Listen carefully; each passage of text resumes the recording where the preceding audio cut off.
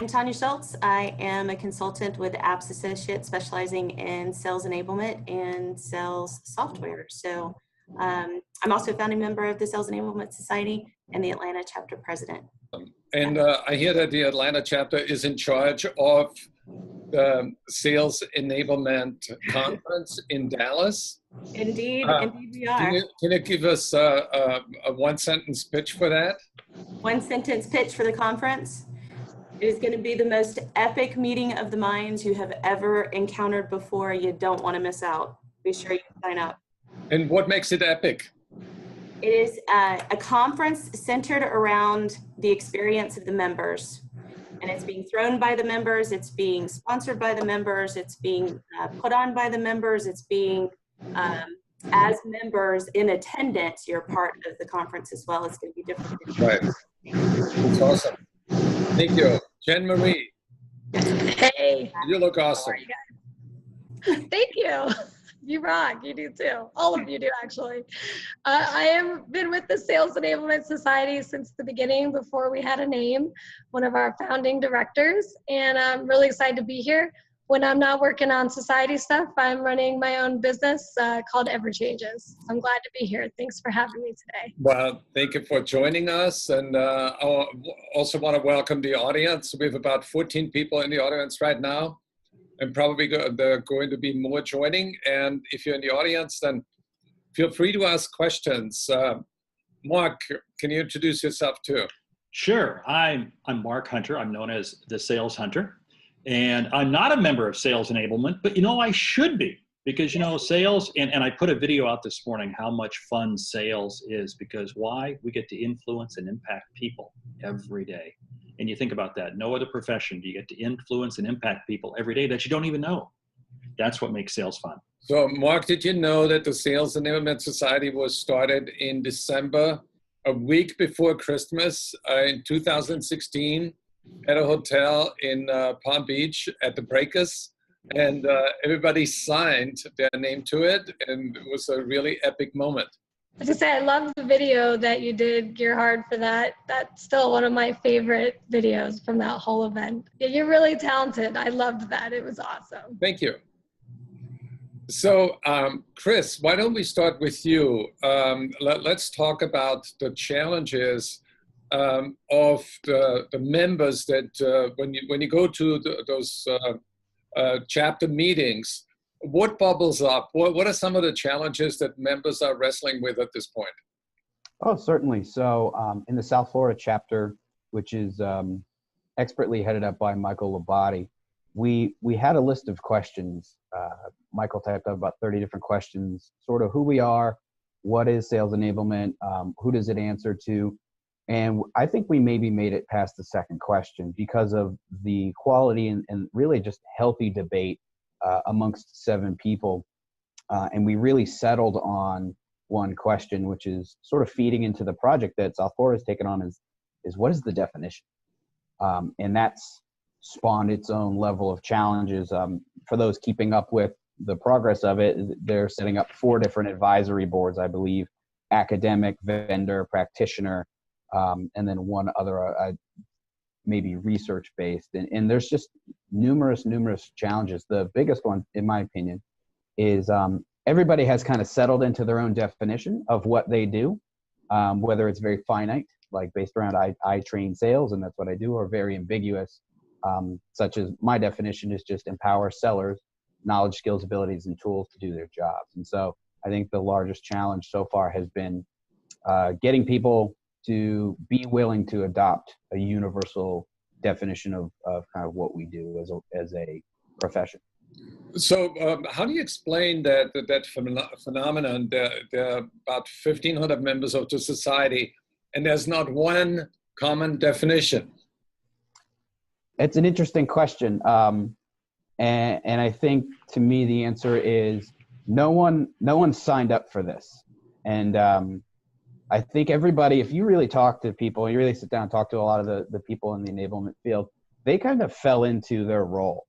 Or, I see Tanya nodding her head. So chances are Tanya came onto her position with a specific list of things to do, and people just add to it. Or maybe it's your nature to want to help. And so you, instead of people saying, we need sales training or we need communication, you offer to do it.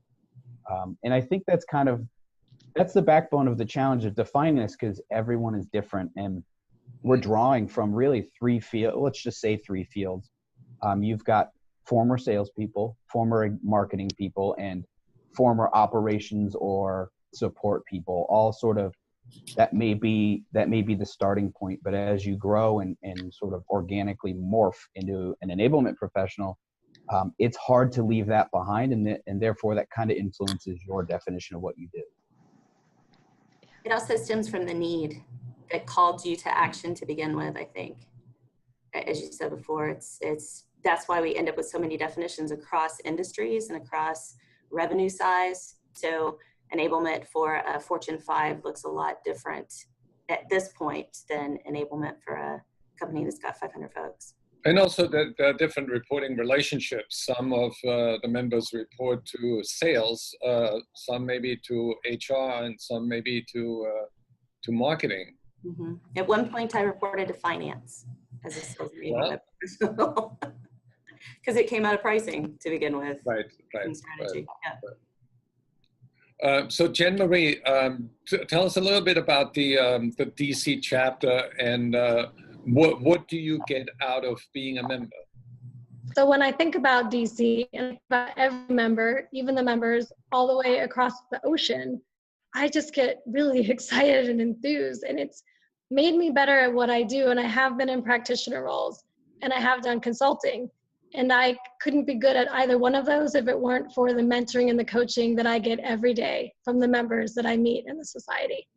And that's what's so awesome about the DC chapter, but it's bigger than that. It's across our international, lines, all of our chapters. I think we're about to hit the number 30. It's just so amazing. And I get to talk to Tanya. I haven't talked to Chris since November, but I want to talk to him soon. And I get to talk to you, Gerhard. I got to see you last week. And Mark, we just met, but I'm hoping you'll join us and we'll get to talk too. And we'll all be better for it. Well, I had the pleasure of speaking to someone from India yesterday. His first name is Pushar, AP is his last name. Yep.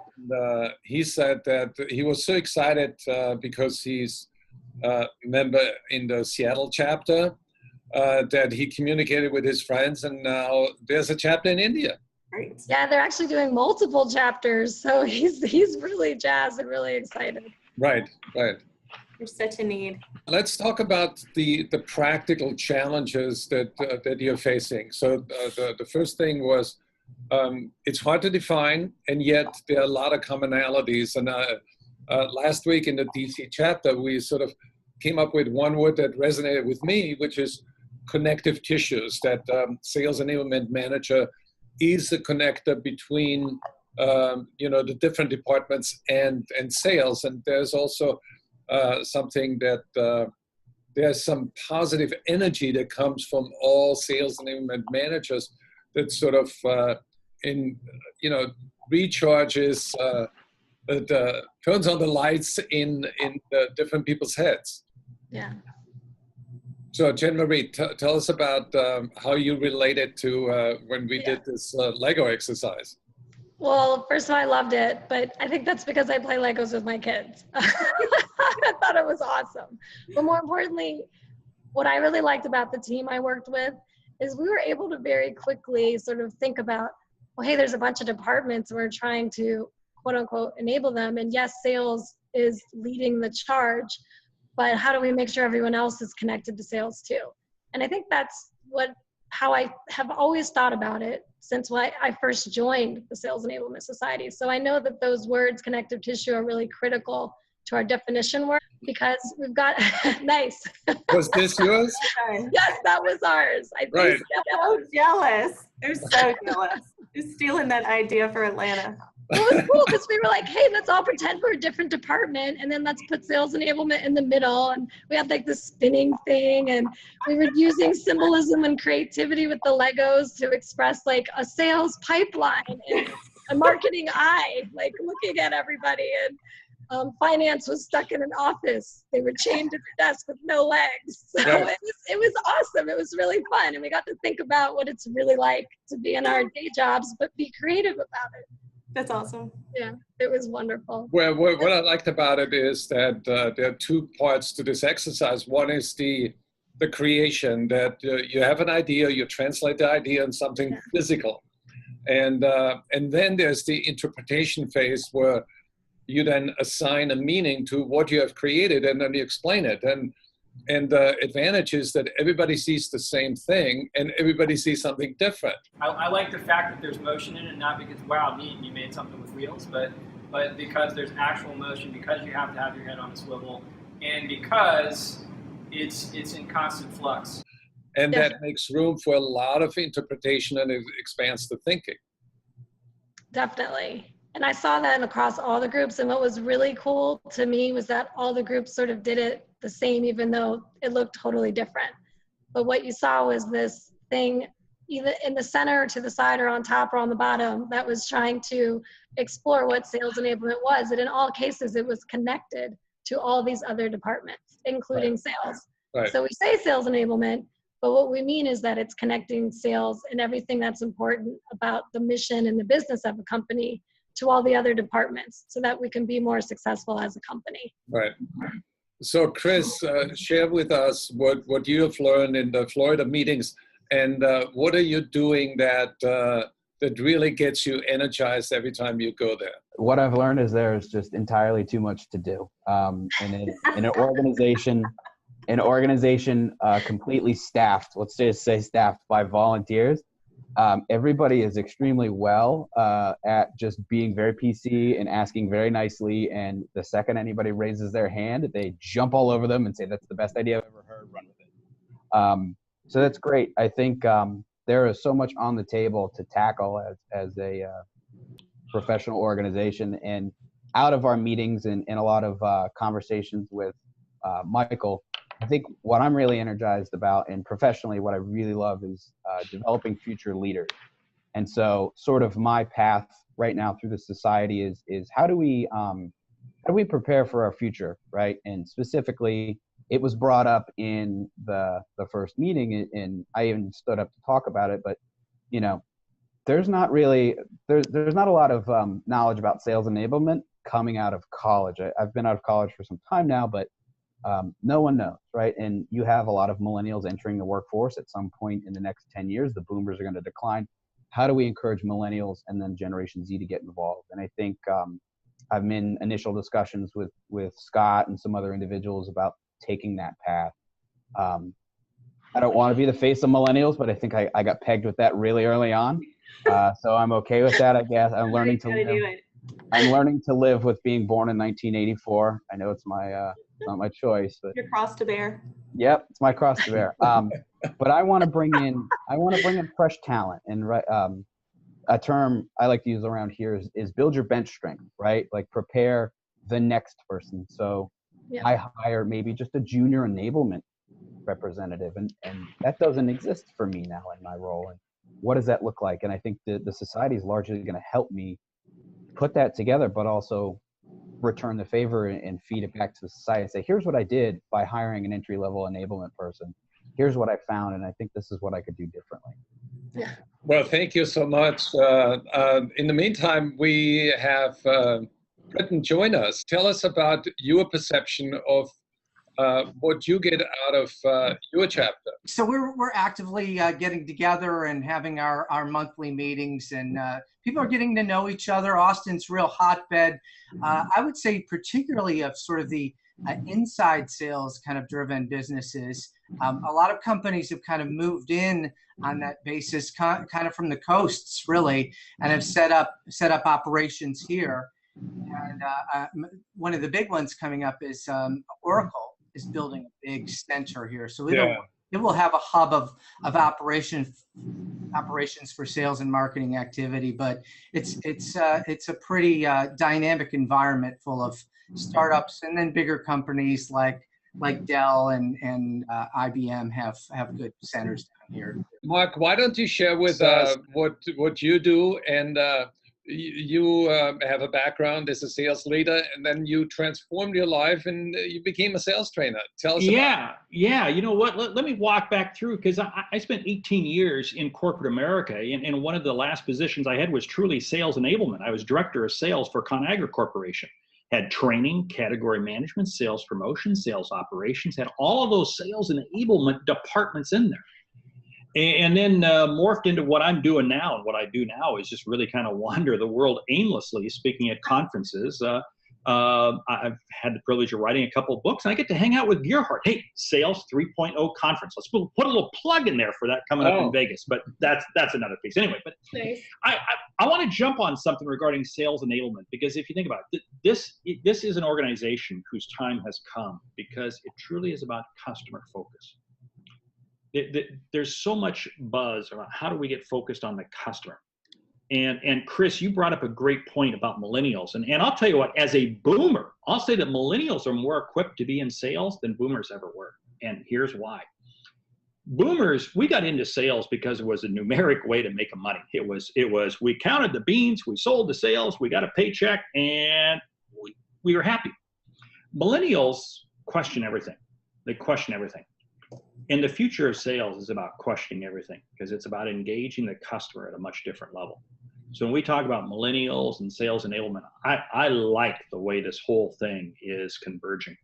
And I got to make sure I make it to Dallas for the Epic event. Absolutely, you have to. And then in Dallas, you're going to meet this cool guy, Britton Manasco. He's the author of an amazing book. I know that guy. Yeah. Oh, he's here.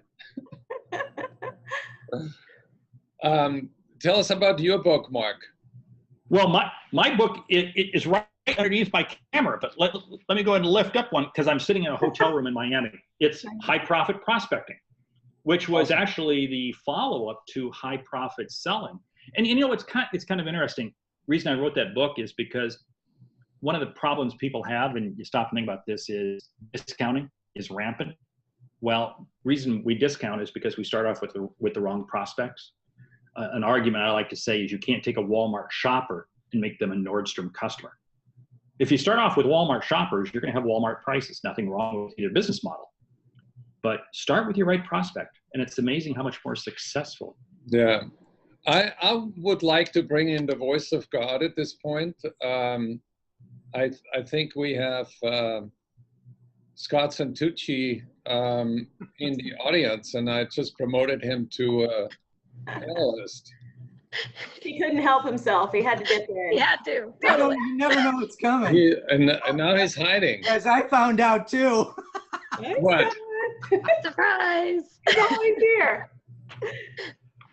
Well, then I think we want to make it more interesting. There's so many people in the audience, and I want to get more in, because we have that tool with Zoom.us. You can have as many as 50 people at any one time in the same room. Maybe then we can get a definition of sales enablement. No, not really. No, Let's do that. we don't want to achieve the impossible, and we don't want to be presumptuous. Britton, what's your definition at this point? Well, I'll just tell you one thing. I think is really crucial, and it keeps coming up in conversations. And I hope this ends up surviving whatever process we in the definition project, which is going on through the Sales Enablement Society. But it is this: it's that we are dealing with silos and are challenged to span them. We're boundary spanners and silo busters. So I think the cross-functional role that has to be played by sales enablement is critical at this point. And that's really a challenge, and needs to be thought through in terms of what capacities do we have as ambassadors throughout the revenue operation and beyond, perhaps. I think that's a central role in that sales enablement is being asked to play, if not explicitly, then implicitly. And maybe through our definition project, we'll make that quite explicit. Well, I like the silo buster analogy. I think that is a very apt description. But my concern is more about the culture of the organization. I think that sales enablement is actually part of the mindset of the company. Here's what I mean by mindset. If you think of the human brain as a computer, then the mindset would be the operating system, and the beliefs would be the applications.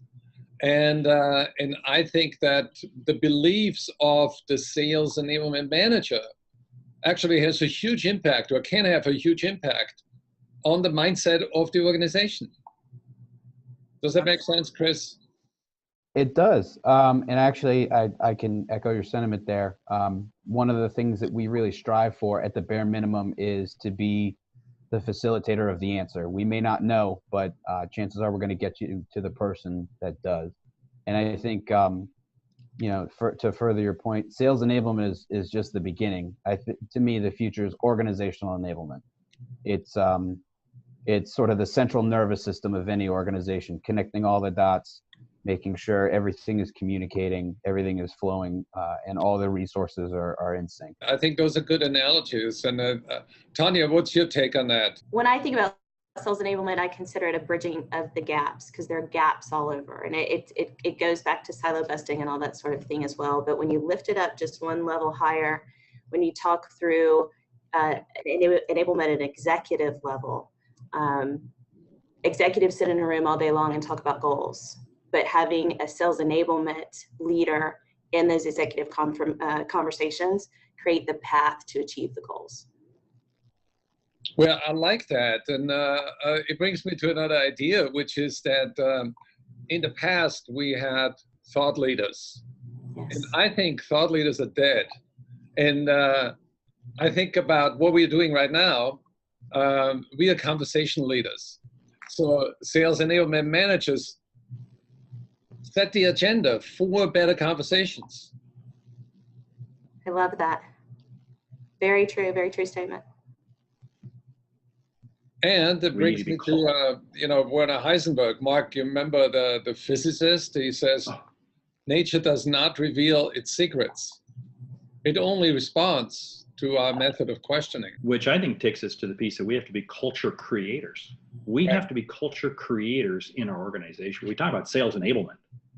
It's being, and silo busters. That's so real, because so many silos are built around the individual KPIs of that department, that team. Oh, we have customers, but it's serving somebody else in somebody else's department. No, what about the ultimate customer? Who is the customer that we actually sell to? That's really where we have to be focused on creating that sales culture. Jen Marie, can we hear from your vacuum cleaner? Do you hear it?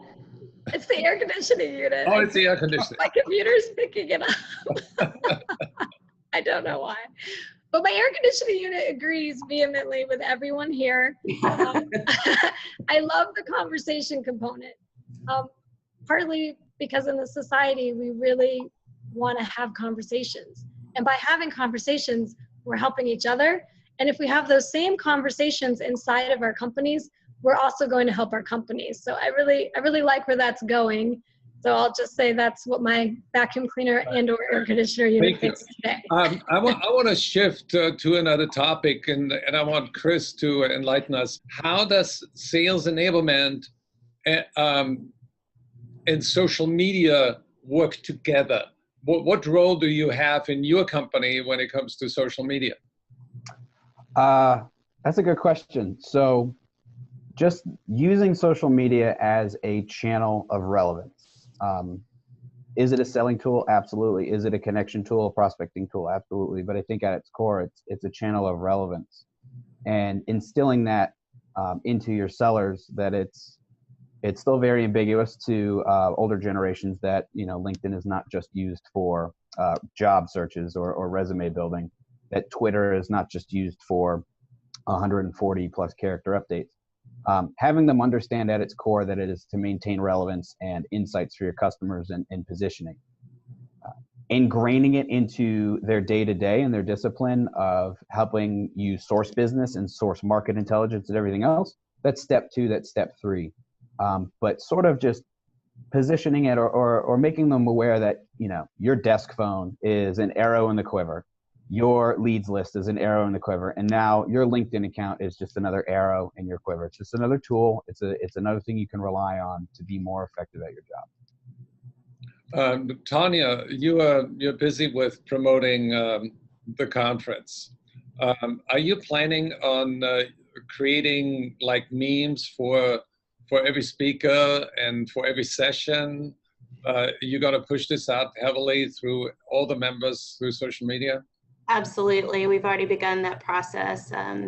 We're leveraging a tool that each time we build any kind of content, that it filters all the way through all the members being the center. So yes, the information is already out there, and we've only just begun, right? We're very excited. What kind of tools are you using? Like, are you relying more on Twitter or Facebook page or LinkedIn? So LinkedIn primarily, but definitely leveraging Twitter and Facebook as well. Right. Absolutely. Yeah, LinkedIn is where we were, I'm going to use the word born, Scott, hope you don't mind. But the 2,700 members, I think, is where we are right this moment. Really? Yes, 2,700 members, and really just LinkedIn and people talking about it. Can you share your screen for a second and show us what kind of messages you're sending out, or is that too confidential? No, I was absolutely not prepared for that. I am so sorry. I'm not sure I can try. Let me give it a shot. Yeah, I think it would be cool. Yeah, okay. Let me give it a try. You guys talk about something else, I'll be back. Yes. Yeah. Let me go to audience questions. Tracy is asking, how do you demonstrate the enablement value to the e-staff? Right now, we are an afterthought. It's a great question. Thanks, Tracy. Any thoughts, Chris? Certainly. It just depends on what function you sort of narrow down your enablement to. So if it's new hire training, you're going to want to look at any of your new hires who go through a formal process or whatever process you have versus ones that haven't, and look at production. And you can not directly contribute what I call ramp up rates, but you can sort of say those who went through an enablement based program achieved X, those who did not achieve Y. And we do that actively at my organization. You can look at any sort of prospecting activities, and as long as you use your CRM to tie them to specific campaigns and you're aware of, you can pull opportunity pipeline metrics. Again, not a one-to-one, but it paints more of a overall, or in the marketing terms, I guess, influenced picture of where we're really getting our wins. And then if you plumb in any sort of technology, adoption rates, usage, and anecdotal feedback from your sellers carries a lot of weight, especially when they say, because you did X, Y, and Z, I won this deal. And those really resonate very high up. Very cool. Thank you. That makes sense. How are we doing, Tanya? We're doing great. I was just trying to pick up a couple of things from some of our members real quick. So I am going to try to share my screen. Here we go. By the way, Tracy says thank you, Chris. Quite welcome. We enabling Tracy. Right now, as we speak, we're enabling Tracy. That's exciting. Can everyone see my desktop?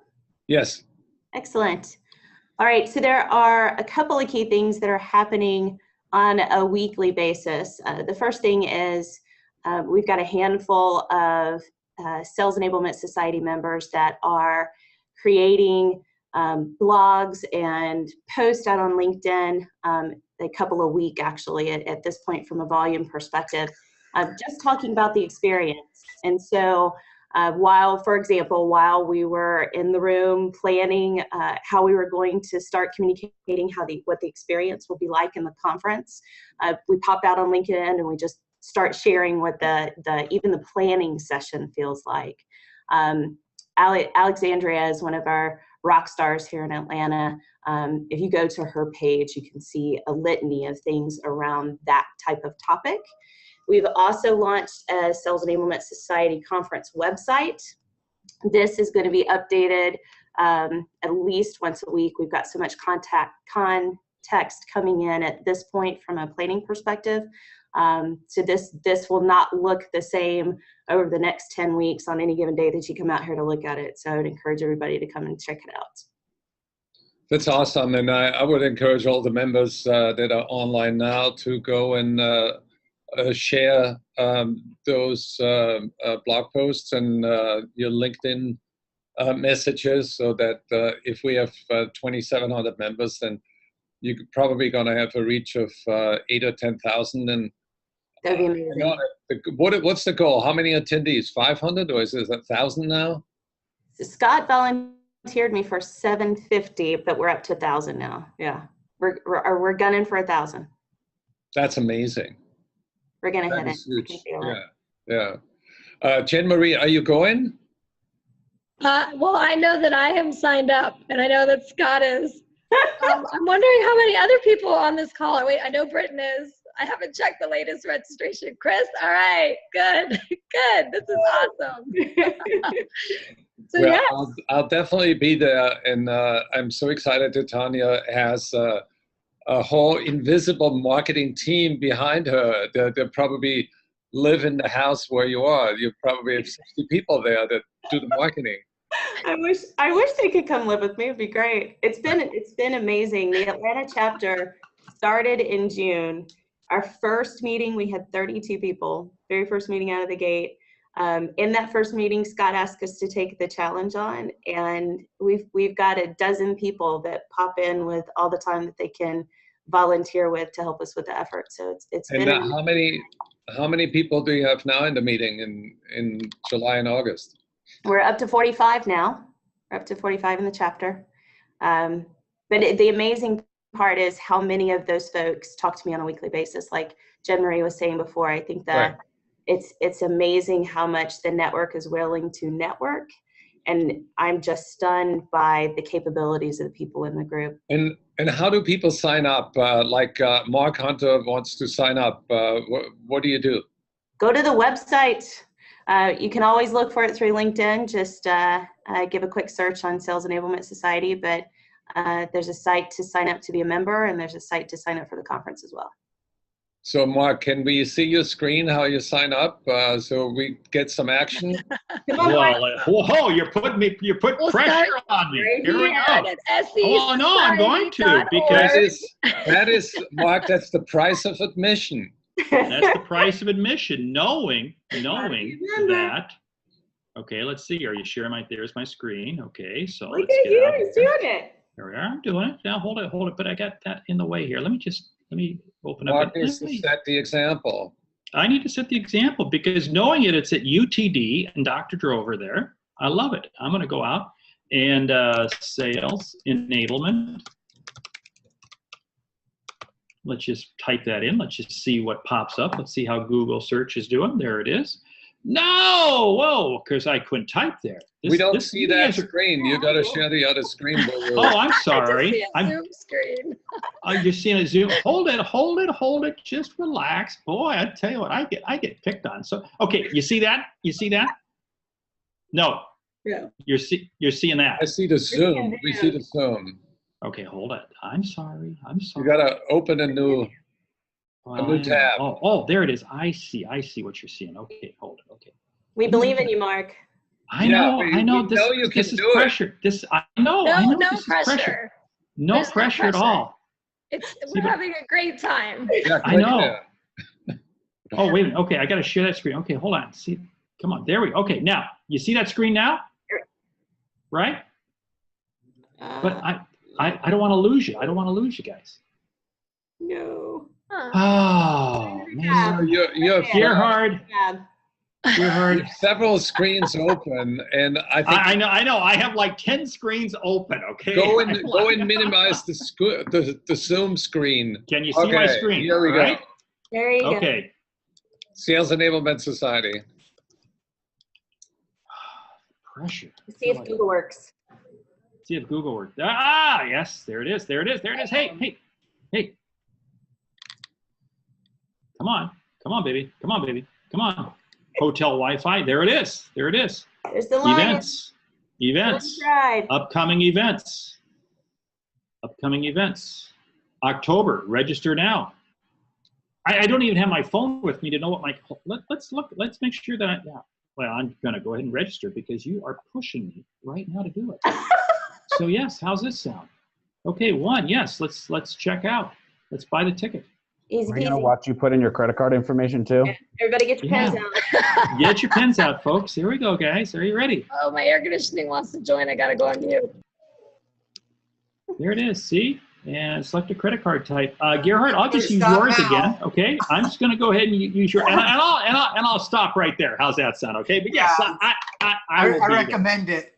We believe you, Mark. I Yes. think that we have come to a very successful conclusion today. Can I? Go You ahead. know, I've got to tell everybody how Gerhard puts people on the spot, because a year ago, Gerhard, myself, Jeb Blunt, Anthony Inorino, Mike Weinberg, myself, we were all in a hotel room in Philadelphia. Video cameras rolling. We had about 7 cameras there. And Gerhard is questioning all of us about sales.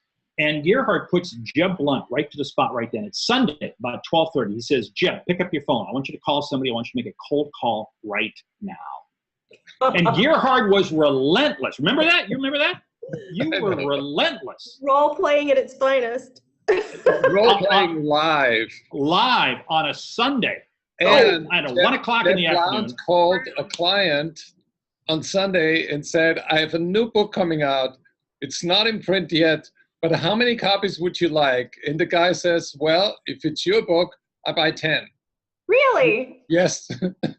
Bravo. That's Yeah. impressive. So you know what? I've learned when you say to do something, I jump. Okay, I jump.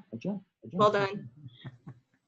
So we need to wrap it up, and everybody gets 20 seconds for a wrap-up comment. Chris, we start with you.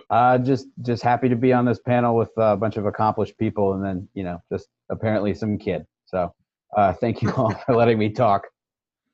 That was fun. Thank you. Tanya. Thanks for letting me join today. I hope I'm able to join another one of these very soon. This feels very much like how I envisioned Dallas, where we're all just jumping in to talk about some really cool stuff.